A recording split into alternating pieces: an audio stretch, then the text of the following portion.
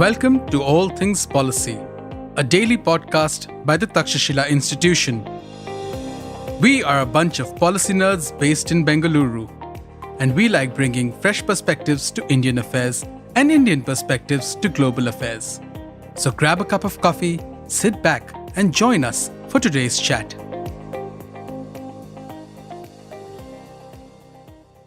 Hello and welcome to another episode of All Things Policy, Takshashila Institution's flagship daily public policy podcast. I'm Amit Kumar, staff research analyst with the institution's Indo-Pacific Studies program and your host for the day. And today, I'm joined by my colleague Rakshith Shetty, who is also a research analyst with the Indo-Pacific Studies, to talk about his recent paper that analyzes how Chinese experts view India's climate change diplomacy. And I think it's an important question to answer, Rakshith, for two reasons. Uh, the two countries in question here are the largest emitters of greenhouse gases in aggregate terms, and therefore how one views the other's efforts become crucial. And second, geopolitics of climate change, how the two countries respond to climate change, mitigation and adaptation strategies, also to quite an extent determines their relationship with not only the most vulnerable states, but also the major country states, right? I think this third angle here as well, the India-China rivalry and the war of narratives. And so, Rakshit, a warm welcome to you. And with that, keeping in with the Takshila tradition, I would like to ask you, what are your three big takeaways that you would want our listeners to take away in the beginning? And maybe we can come to them individually later. Right. Thank you so much, Amit, for the warm introduction. I mean, it's always a pleasure to talk to you and chat with these stuff. So, for regarding the takeaways, I'll directly talk about it. First takeaway is while there are undoubtedly challenges and competitive pressures between these two nations, there is a strong convergence of interest between China and India when it comes to addressing climate change. It's also considered as a very least controversial area of cooperation between these two countries. Both countries are highly vulnerable to climate impacts. Many disaster risk reports say that. There's a risk report which I'm going to attach to the description of this podcast, which says that out of all the 10 most vulnerable regions in the world, top 5 most vulnerable regions are in China. So it is heavily vulnerable to the impacts of climate change, right? And both countries are, as I said, highly vulnerable. They face energy security concerns and have shared stake in shaping the rules of the emerging low carbon economy, especially China. Now, this convergence should be the bedrock of bilateral cooperation. That's what I believe. Someone who's working on clean energy, climate change all day. I mean, that's what I'm interested in focusing on, right? And second takeaway is for the policymakers who need to proactively identify and exploit synergies between Chinese and Indian climate actions, be it methane emissions, CO2 emissions reductions, deforestation activities, that kind of stuff, right? Now, this could involve joint R&D projects, technology transfer agreements in green technologies, cross-border investments in biofuel sector and that kind of sector, and policy dialogues or issues on like renewable energy integration, grid enhancement, sustainable finance, and adaptation planning. And there's also another area where business and civil society groups can play a vital role in facilitating such green partnerships. And finally, both countries need to approach their climate diplomacy with a spirit of empathy for the least developed countries, as you said before, and flexibility and mutual accommodation. So these are the broad key takeaways from my paper. But the primary focus, which we'll talk about later, is analyzing how Chinese analysts view Indian climate diplomacy. So we'll talk more about that in the podcast going forward. Yeah, certainly. What is interesting is that one area, as I said, that where one can expect sort of convergence between India and China, given the wide range of differences between them when it comes to questions around security, development, etc. Climate change emerges as one of the areas where the two can have cooperation and also they have shared stake in the climate change adaptation and mitigation. So certainly that point well taken. But I want to come come to a term that I came across when I was reading, going through your paper, Mhm. which was, and the paper highlights something like dual track approach in both Chinese and Indian climate diplomacy. I would like you to Right. explain what that terminology means and why it matters. Right. So the dual track climate diplomacy, which is a recurring theme among many Chinese analysts. Now, this approach refers to how China and India both engage in climate diplomacy at two levels, but they mostly talk about India because they're Chinese analysts and they cannot much opine about Chinese climate negotiations being in China, right? It's difficult to put that words out. So I'll talk about how they're arguing about India in this context. On one hand, India aligns with other developing countries to strengthen its bargaining power vis-a-vis developed countries in formal UN climate negotiation platforms like UNFCCC, right? Now, this allows India to emphasize issues of equity, historical responsibility, and differentiated obligations like CBDR and that kind of stuff, common but differentiated responsibility. Now, on the Right. other India also selectively partners with developed countries, especially the United States and the European Unions, in various other green energy areas, be it climate, be it critical minerals, be it solar, wind, and that kind of stuff. So, very selective bilateral and unilateral initiatives outside the UN framework, right? Now, this dual track approach, which Chinese analysts argue, offers India flexibility to engage in very important issues within the domain of climate change, but it also contributes to the fragmentation of the global climate governance architecture, which is UNFCCC in this context. Now, these Chinese analysts argue that by legitimizing non-UN arrangements, India may have inadvertently undercut the authority and effectiveness of the whole UNFCCC process. So that's their core argument when it comes to dual track diplomacy. That's quite interesting. So essentially, what they're saying is that while India also, I mean, is present at the high tables where UN-led initiatives and frameworks where it is present, it also has some other bilateral mechanisms which it prioritizes, or I mean, it has with other countries, and Hmm. those two tracks, and this is what dual track means. So, are the Right. Chinese appreciative of this fact, and have they taken any sort of lessons from these this dual track approach that India has adopted, or are they kind of critical of this Indian approach? Any thoughts on that? I mean, there's not too much. To be honest, China has been doing this approach better than India, to be honest. Let's talk about critical minerals area. They have partnership with much more many countries with regards to sourcing critical minerals and refining and that kind of stuff, right? So, dual track diplomacy is not something China is not doing. But within the discourse of this diplomacy, Chinese analysts argue that India is doing dual track diplomacy, which is leading to the fragmentation of whole UNFCCC process.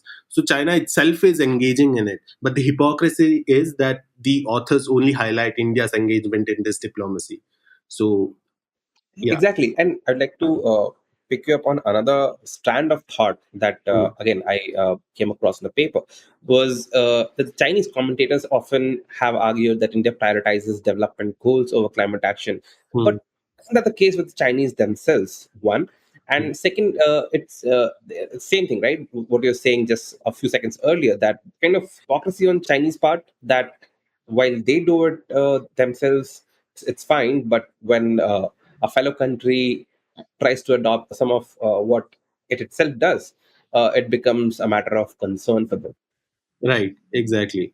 I mean, you got it by the nerve. I mean, there is certainly some truth to the notion that India's climate diplomacy commitments are closely tied to the development imperatives, but so is China's when it started. Right now, as a country, I'm talking about India, where millions still access to the basic electricity and face multiple deprivations. India has consistently argued that it cannot be expected, to prioritize decarbonization at the cost of economic growth and poverty elevation. Now, Chinese analysts point to how India's initial national determined contributions, which is also called as NDC, targets were relatively unambitious and how it has sought to maintain flexibility in subsequent updates. Now, however, this framing of development climate trade offs is not unique to India. China itself has long emphasized its developing country status and right to development in climate negotiation multiple times. Now, also the assumption that development and decarbonization are inherently incompatible is increasingly questionable, as falling costs of clean technologies create new possibilities for low carbon pathways, right? Now, so while Chinese critics of Indian climate policy are not entirely unfounded, they often overlook the similarities in two countries' positions and the evolving economics of the energy transition. Exactly. That's very interesting to me. I mean, on one hand, this is a common, as we've discussed at the beginning, that this is something which is both the countries have a shared stake in this process, right? And therefore, it is important for them to stick together. And this is why it is surprising to me that on one hand, while China itself wants some sort of leeway when it comes to handling climate change, adaptation and mitigation strategies, the same it argues shall not be provided to India, and that India is being somewhat violative of these climate change concerns. So how do they reconcile? Is there any literature that comes about wherein how do the Chinese analysts reconcile on this issue? On the cooperation thing, right? I mean, how does the literature revolves around the climate cooperation? I mean, I think in most of the arguments that I have analyzed and the papers, I think renewable energy, clean tech is clearly a top area of collaboration because, again, China does amazing in that arena. And considering its leadership in solar and wind manufacturing and India's massive clean energy ambitions and its 2070 carbon neutrality targets, India needs that stuff, right? And China creates that stuff. So that's an area where China is pushing the most. If you see a lot of articles in Global Times and various other state media sponsored media houses platforms, you see clean energy technologies as should be an area of collaboration between these two countries because China wants to sell that stuff. Chinese analysts also point to how, again, these technologies can support India's energy transition and EV plans. Similarly, there is also scope for joint R&D and knowledge sharing on energy storage, grid management, and green hydrogen. Again, if you see all these themes, all of them are, I mean, most of them are economics. I mean, finance and that kind of stuff. Wherever China is able to sell its stuff, that's where it's pushing it the most. I mean, in terms of green energy cooperation with India. Now, beyond the energy sector, both countries can also work, that's what they mentioned, together to promote climate resilient agriculture, sustainable forestry, and disaster management practices. But these are not the areas that are highlighted much, as I would like to see.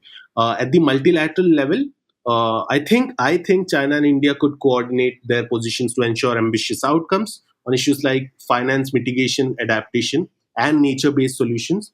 Of course, realizing this potential requires addressing other issues too, right? Trade barriers, technology transfer issues, and the overall geopolitical tensions between these two countries.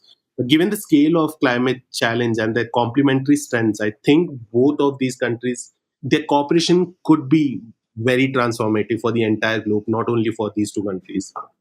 Right, interesting.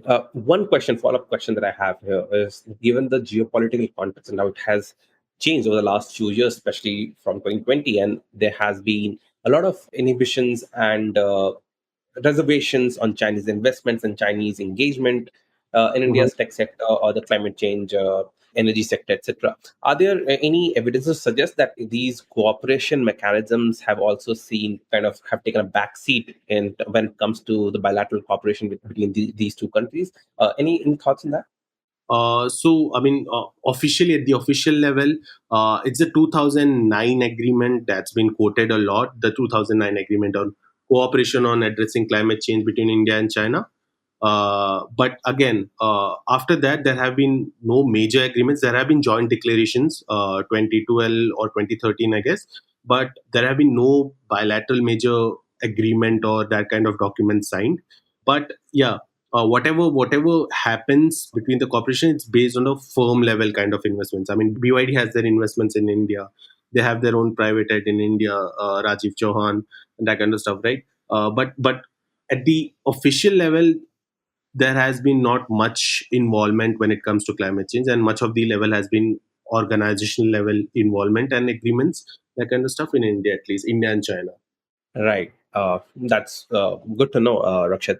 Another question that I have is that the paper notes, and you make this point that India uses both hard and soft tactics when it comes to climate negotiations. I was wondering what these terminologies mean and how India employs these in its climate negotiations, and are these something which are specific to India? I'm assuming it's not something which is specific to India, but how do these differ from, let's say, the tactics that other developed countries or even China employs? What do you think?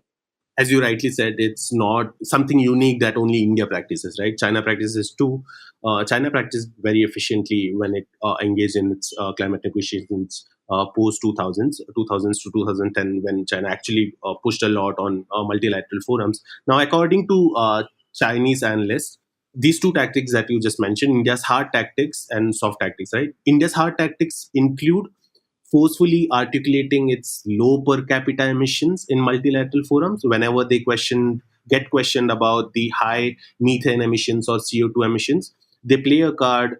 I mean, that's what these Chinese analysts say. India plays low per capita emissions, lack of historical responsibility card, and another card of ambitious domestic efforts to promote clean energy and reforestation. China played it too. It played the low per capita emissions card, common but differentiated responsibilities card. So all of them, right?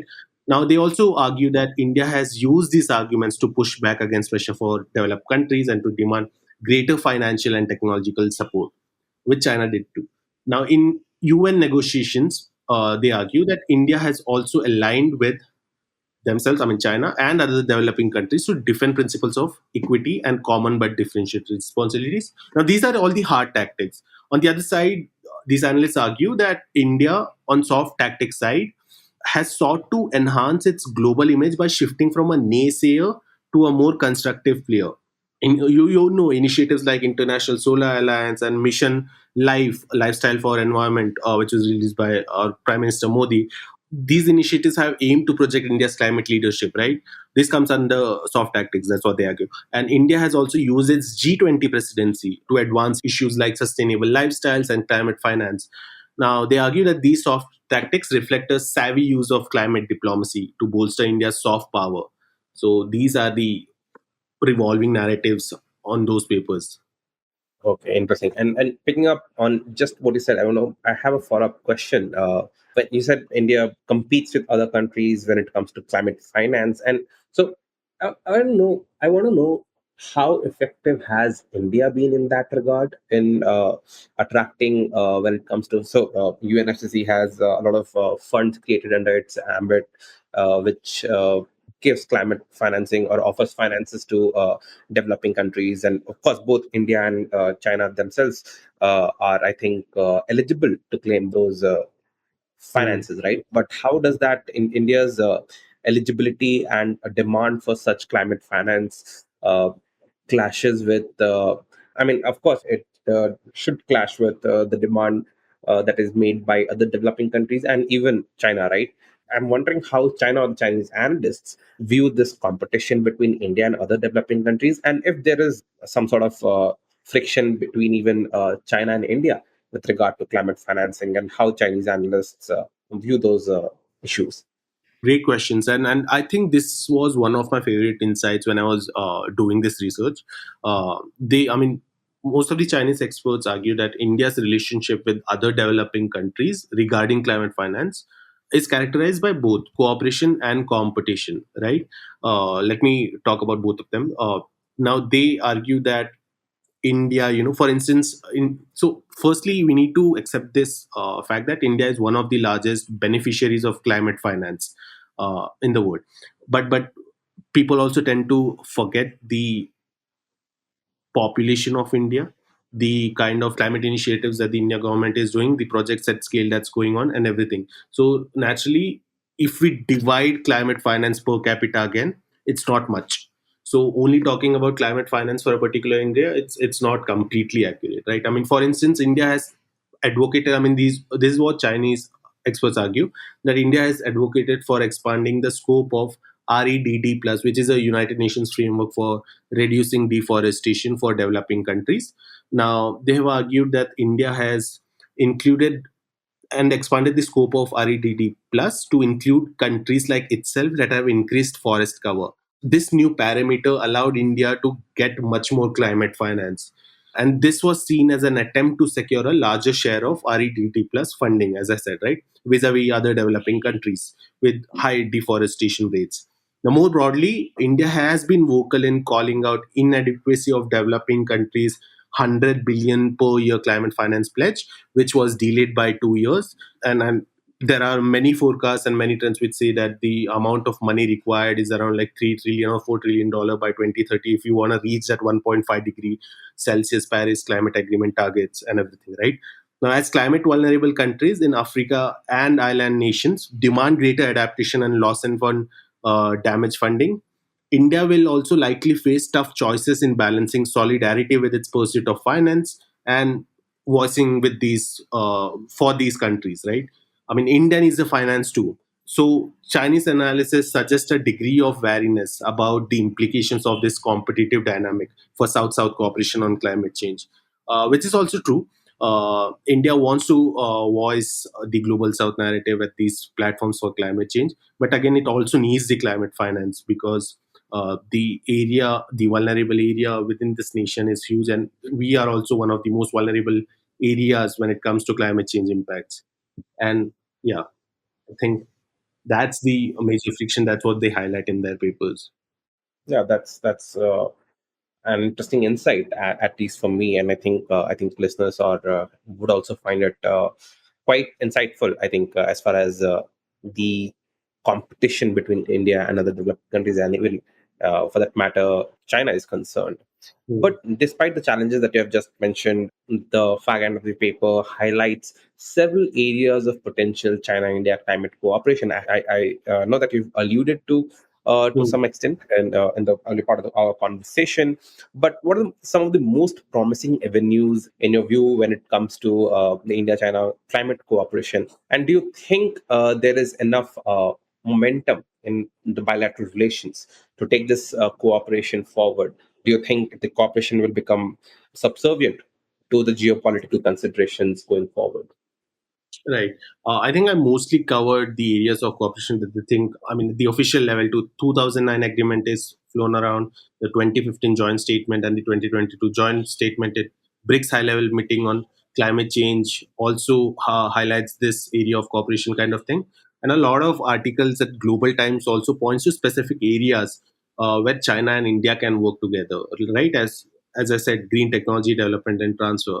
Now, I think it's mostly so again, as I said, it's one of the areas that is the least controversial areas for these two countries to cooperate, and the impact of this cooperation is huge and is very evident and very tangible, right, to the also people who are most vulnerable.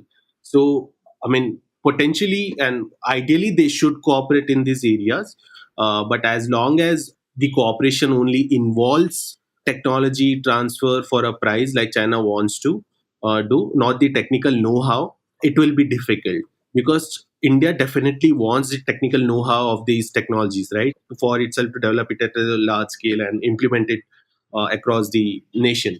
So as long as China is fixated to only sell the technologies and not actually cooperate in these crucial areas to help India build its own capacity, the cooperation feels limited. But yeah, I am really hopeful that in the coming future, China might move away from that lens or perspective to another lens. Because yeah, I mean, both of these nations, if they genuinely cooperate on such stuff, the cooperation would be huge and the impact would be huge and amazing. So currently, India right now is cooperating with EU, Australia. I mean, various agreements with Australia on critical minerals, Argentina, and I mean, particularly India is focusing on countries who are doing well in a particular domain of green energy and cooperating with them to actually understand the know-how of these technologies and build its own capacity and capability. So that's how it's going right now. Right. I'm glad that you brought that point up because that was going to be my next question. Given that there surfaced some reports, and because trade in green tech area that we follow is a part of, I mean, I would say I would also put that under climate change cooperation because that again leads to curbing greenhouse gases and emissions and transition to green energy. In fact, aids the climate change mitigation adaptation mechanisms. But given that there was a few reports that surfaced in the last 2 3 months, wherein and these were unverified reports that the Mhm. Chinese are not keen on sharing technical know-how that we're just referring to, and Mhm. therefore they would not like to export certain items to India. And there are also reservations from on India's part, where when BYD wanted to invest in India, India did not allow that investment to go through. So Right. how does that change the cooperation mechanism? I mean, I'm still I would like to be more optimistic about this cooperation, and I think there's enough momentum. But things like these do hamper cooperation, right? Right, they do. Right. Exactly. I mean, the BYD thing, I think it was Global Times or something. I mean, I read it on Global Times where they said that the Chinese government has asked BYD to not invest and not, share the technical know-how of its battery technologies or that kind of stuff, if I'm not wrong. But Yeah. exactly, I mean, you caught the nerve, right, of the problem. China does not want to share the technical know-how, as any country would not want to. And this is a very big limiting factor for India to genuinely open up. Again, why should it open up its market if you're not gonna share the know-how with me, right? It's not gonna be a market for the goods that you're just gonna dump on us. Which is fair from India's point of view, and not sharing technical know-how is fair, I guess, from Chinese point of view. But as long as both of these guys don't sit together and work on that, but eliminating that particular friction, there cannot be a huge cooperation that could actually mean something, at least in this domain, for these two countries. Right. And how I'm curious as to how US emerges as a point of discussion when it comes to climate change, and how the Chinese analysts. Of course, when it comes to climate change, US is one major player which cannot Hmm. be ignored. And can you elaborate on this aspect of how the Chinese media? I mean, this isn't the Chinese media, and there's enough evidence towards it that the Chinese media often portrays US as a decisive, divisive, and uh, unreliable partner for developing countries when it comes to climate change mitigation and adaptation. Uh, how fair is that value? I know you have touched upon this in your paper. Uh, Mhm. could you kindly elaborate on how fair is that value? What is the basis of this value, or is it just clear propaganda that the Chinese media love to propagate? I mean, you have worked for a much longer time than me on China and trade issues and that kind of stuff, and you know that bashing US in different domains is very common in Chinese state media. And you correctly pointed it out that this view that US is a divisive and unreliable partner for developing countries stems from a couple of factors. Now, first, there is a perception that US pressures on issues like intellectual property rights and trade restrictions unfairly targets emerging economies like China and India, even when it comes to clean technologies like the recent US tariffs and that kind of stuff, right? Now, Chinese analysts point to US actions against India's solar industry as an example of how American protectionism hurts developing countries' efforts to scale up renewable energy. Now, second, there is also a broader narrative that the US and the other Western countries use climate negotiations to drive wedges between developing countries and weaken their collective bargaining power. That's what they argue. Now, Chinese experts highlight instances where the US has directly confronted India, such as on agricultural subsidies in Doha, I guess, and has been unwilling to treat India as an equal partner. More fundamentally, there is a deep skepticism about the US commitment to climate action in China, given its historical emissions, failure to ratify the Kyoto Protocol, the Right. Trump fiasco with the pulling out with the Paris climate agreements, and continued domestic political polarization on the issue, right? Now, the US withdrawal, as I said, from the Paris agreement under Trump, even though reversed by Biden, has reinforced doubts about its reliability. And China wants to lead this domain, claiming that US is unreliable. Now, while this framing clearly serves again Chinese interests, it resonates with long-standing concerns about developing countries, about US climate leadership at least, because Biden goes, Trump goes, Biden comes. I mean, it's very haphazard the way at least climate leadership has been under US at least, right? When Trump comes, he pulls out. Biden comes, he invests one of the significant investments in US history with this Inflation Reduction Act. So it's very unreliable, it's very scary for these developing countries when it comes to having climate finance. I mean, climate finance again is one of the largest international aids that these countries receive to work on itself. So it matters a lot for these countries, and China is exactly picking that nerve and amplifying that narrative where it knows it can hurt Indian interests the most. Right.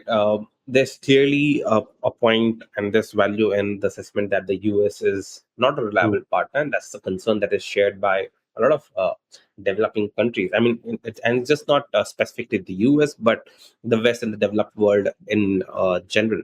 But yeah, I mean, the fact that China engages in wide range of such US bashing activities, one might have a hard time in exceeding to what the Chinese claim, but I think there's still value in what they point out. And I think the fact that these are concerns which India also has. I mean, the fact that the developed countries or the top countries in the UNFCCC framework do not give enough after having promised to uh, climate have to give a full uh, be responsible for climate funding. They have not been very forthcoming when it comes to materializing and initiating those mechanisms. So I think there's value in that.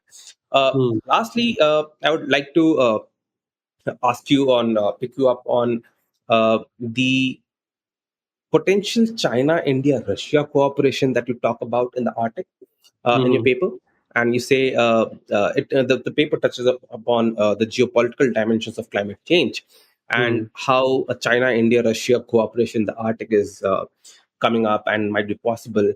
Can you elaborate as to what are the specifics of this project? At what stage of development this project is at, and what could be the geopolitical dimensions going forward, especially from India's point of view, given the exploration of Arctic is already becoming very controversial and mm, something which countries are now taking note of. mm. Right. Amit, this particular narrative, it's not. I mean, it's not amplified much in the domain. I think it was only one paper by Zhang Yao, who's the director at Center for Maritime and Polar Region Studies of the Shanghai Institute for International Studies, where he suggests that climate change could open up new avenues for trilateral cooperation among India, China, and Russia, particularly in the Arctic region. Now, this region is a prime example as melting sea ice opens up a new shipping routes, resource extraction opportunities, and security challenges, right? Now, Zhang, he argues he sees potential for trilateral cooperation, as I said, and all these countries also have expressed interest in tapping the Arctic's economic potential and participating in regional institutions. Like, however, there are also significant obstacles to such collaboration, given the complex geopolitical equations at play. Right now, India is wary of China's growing presence in the Arctic, and it's also deepening strategic partnership with Russia. Now, there are also differences in their approaches to international law and rights of non-Arctic states. I haven't studied much about the Arctic area, and I mean the developments that's going on right now when it comes to these three countries and how they are looking at the region. It is something that I would love to do with my next research something. So thanks for highlighting that. But the Arctic engagement, as far as I think, will have to navigate the competing claims and interests of the US, Canada, northern European countries, and now India and China too, if they get really serious about this. So while climate change does offer some intriguing possibilities, it's a very interesting argument made by Chinese where these three countries can actually collaborate on because of the economic interest and energy resources security that they want to have. So this was a very interesting insight that I found in that arguments and domain. Yeah, of course. I think Arctic is one area which is quite interesting in the context of climate change, because I feel like Arctic exploration and the fact that now Russia is exploring whether a maritime route through the Arctic can be used for its trade and other purposes. I mean, kind of sets very antithetical to the idea of climate change, because if you want to if climate change is quite antithetical to that idea, right? Mhm. Because if you are trying to mitigate climate change effects, those routes might not become viable or may never be there. But in order to explore those routes, you would want global warming to pick up slightly, right? So kind of interesting, and one of the interesting things as to how one reconciles Arctic exploration and this is maritime routes through the Arctic in the context of climate change. This is one really interesting aspect that I think is open to exploration. Having said that, Rakshith, I think this was a fascinating conversation on how the Chinese analysts view India's climate diplomacy. And I think I learned a lot. I had a lot of takeaways. And I think our listeners enjoyed listening to this podcast. I think this is a series that we are doing at Takshashila where every month we analyze an issue from Chinese perspectives on issues of Indian interest. And this was the fourth iteration. It was it fourth or third? I exactly don't remember. I think it was third. And was it yours or Anushka's idea? I think it was Anushka's idea to come up with this series of research, right? Whereas we look how Chinese analysts view different issues. I think it was Manoj's idea to come to do this is very a low hanging fruit and our at least in India, and this is something that would give a greater insight into what the Chinese are thinking. I think it's a great idea and great addition, and I Right. think you guys have done a good job. I think we should also attach previous documents in the description, right? I mean, the one on Taiwan relations and India's global South leadership. Global South Cooperation. Yeah, I think, Yeah, and those have garnered some good attraction. So I think, exactly. yeah, congratulations, Rakshit, on such a good Um, paper, and thank you to our listeners for tuning in to this episode of All Things Policy. If you like this episode, do share it, do like it, do share among your networks, and tune into other episodes of All Things Policy. Thank you, Rakshit. Thanks, Amit. Thank you so much. You've been an amazing host. Thanks. If you liked our show, dive into Takshashila's research on technology, strategy, and economic affairs. Check us out at our Twitter handle at Takshashila INST or our website takshashila.org.in.